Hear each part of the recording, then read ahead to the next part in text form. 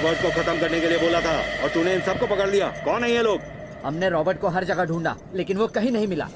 ये सब नाना के आदमी हैं, इन्हें बचाने वो जरूर आएगा। उसकी मौत का तमाशा मैं आपको दिखाऊंगा सेठ।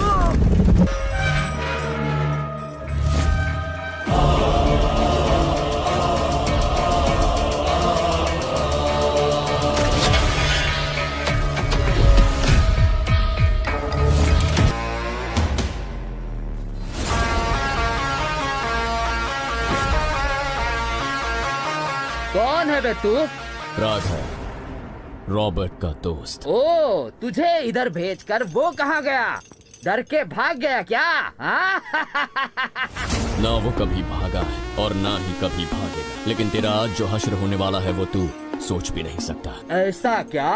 रॉबर्ट आएगा क्या? वो तो कब का आ चुका है। हाँ? कहाँ है बे वो? हाथ में हथियार हैं फिर भी पसीना छूट गया। तेरे इसी डर में मौजूद है रॉबर्ट। मारो!